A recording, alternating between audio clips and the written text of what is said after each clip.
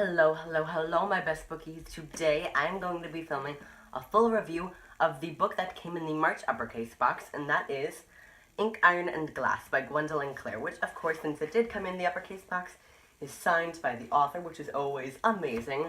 I love that she used green ink. That's like my spirit animal kind of thing. But I didn't super enjoy this one very much. I was quite disappointed in it. I will not give you my overall rating because, as you guys know if you've seen my previous review, I like to go by my rating system and tell you as my rating gets lower and lower.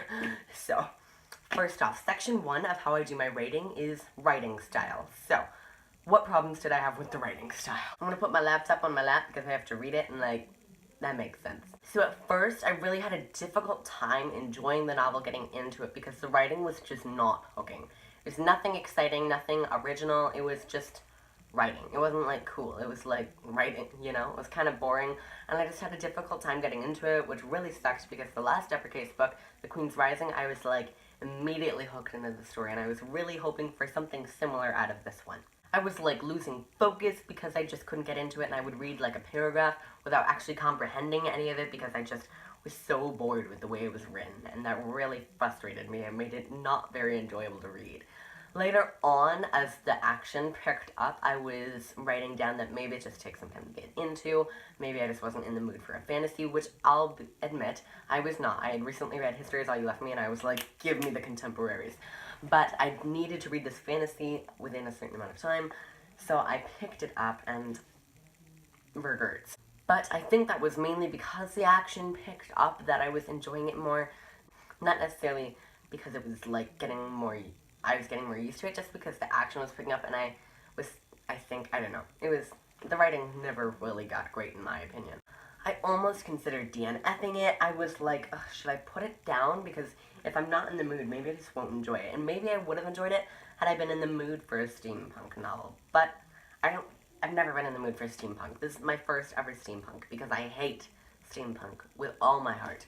And this one only proved to that point a bit more. So, writing really is not the strong suit of this author, and that's all there is to it. So at the end of that category, the story was lowered to a 4.25 stars. I almost never take off that many stars just for writing style. Writing style is obviously very important, but I find that it's something more forgivable than a lot of other things, so I don't normally take off a ton of stars because I don't enjoy a writer's writing style, but this one I had to take off 0.75, so down to 4.25 stars already. Not a great start. Then, step 2 is characterization. So how does the author deal with the characters? How do they write them? How do they make them seem? Are they cliche or, like, original? All that good stuff. So, all the characters in this story were so cliched, especially, in my opinion, Elsa. She is this, essentially, person that has a perfect life. Nothing's really gone wrong in it, but she's different from everybody else, too, and she has magic, so used normal, regular, expected female fantasy plot, and I was just so done with that. Thought it was so cliche. And like I said, all the characters were so cliche, especially the two main characters, Leo and Elsa, I would say, and their love interests, and their romance was kind of cute, but I felt there was no development there at all, and I hated Leo for the majority of the story because he was so cliched, and he was so ridiculous, and he was very Jace-esque from the Mortal Instruments, but I love Jace, and Gwendolyn just could not pull off Leo for some reason, so did not like the romance, which romance was normally one of my favorite parts of a fantasy novel, so I was really disappointed by that. Really didn't like any of the characters overall. This book is just going downhill fast. But, overall, I ended up liking them a bit more as we learned more about them, and I did like them as characters. I just thought they were so unoriginal and so cliche, that it kind of hindered my enjoyment of them. But I liked them overall. I mean, it's cliche because it works, and it kind of did work, so there's that. And the characters in this story have, like, 15 adoptive siblings, and I thought that was such a fun idea and such a cool, like, way to enhance the plot. But only like 2 of the siblings were ever actually brought up, and I felt that the others could have been used so much more, and that they would have added such a fun, whimsical, cool, familial aspect of the story was really lacking. So I think the characters should have been used more and used better overall. That dropped it down to a 3.75 stars. So Sector 3 is the plot slash the storyline slash world. So obviously there's a magical element, there's scriptology, and that is such a cool idea where you can just write words into a book and it becomes a place. But I felt the world was so underdeveloped. There was Earth, and then there was Veldana, the planet that Elsa came from. And that was about it, and that was really all we learned about. And I felt that was really sad, and like that could have been totally used better, for sure. The world could have had more development, and over time it developed a bit more, but not much more, and I was just feeling a real lack of stuff at the world building. And I felt that things were convenient for the characters, like obviously it's kind of a tragic plot in a way, but it's not like she had to overcome a bunch of barriers. It was like her mother went missing and then hand me all this stuff, like just give it to me. Like it was so convenient, and that was so weird and unrealistic. I felt that like the story was all over the place. Like focus on one thing and get there. Don't focus on 50 billion things and never get to any of them, you know? You gotta at least reach like one of the things, and I felt that that was really not a good aspect of the story. Just no world development overall.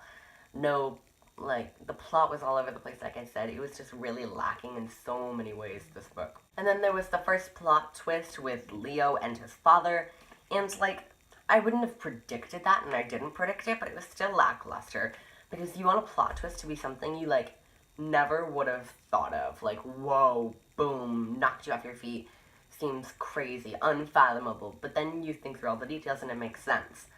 This plot twist was like, oh, didn't think about that, but that would have been one of the first things I would have thought of when it came to a plot twist.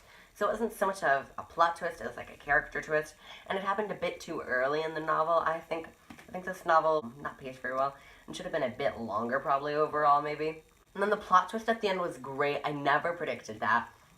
But it was also cliched. Like, guy sacrifices himself for the girl.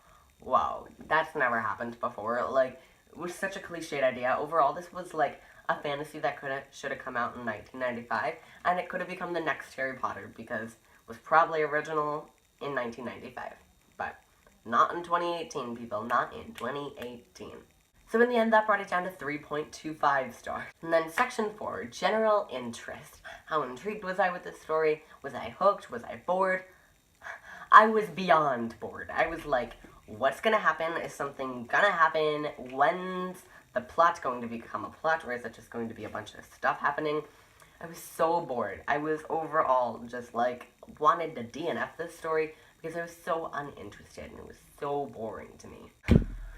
But I finished it. I powered through for God knows why. I did get really into the story like the last fifth of the book, but that's not when you want to be into the story. You want to be into the story from the first page. So that in the end brought it down to 2.5 stars. So then there was Sector 5, General Error. So this is essentially where most of my stars come off because it's pretty much everything they did wrong that didn't specifically fit into one of the previous categories.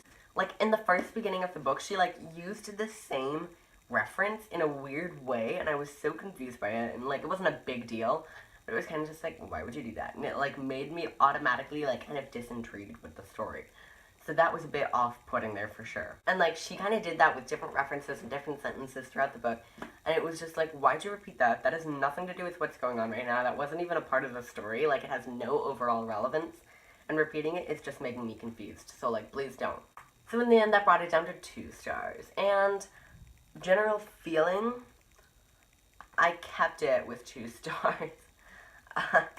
It was deserving of 2 stars. I could rant about this book forever, but overall, I was just so done with it the whole time. It was such a struggle, and I don't normally struggle with books. A lot of times, I'll be like reading the book and loving it, but like hating it when I'm not reading it, but when I'm reading it, I'm still hooked and loving it. But this book, I was just like angry about everything that was going on and so bored and done during the actual reading, which is not my normal thing. So overall, really disappointed with this book, expecting a lot more. Sorry, uppercase, but I didn't like it much at all. But anyway, thanks for watching that total rant review. I hope you enjoyed. Uppercase is a great box. This book may not have been for me, but their box is great, so I definitely do still encourage you to get them. You can find me on Instagram at Alex'sReadsAndReviews1, at Twitter at AlexReadReviews, at Goodreads, and of course YouTube, all at Alex's Freaking Reviews. If you did end up liking this weird rant review that I'm somewhat making into a video, please click the subscribe button and hit the little bell icon to get notifications whenever I post new videos. Thanks so much for watching, guys, and I'll see you soon with another one. Hopefully in my next review I won't hate the book as much. Bye.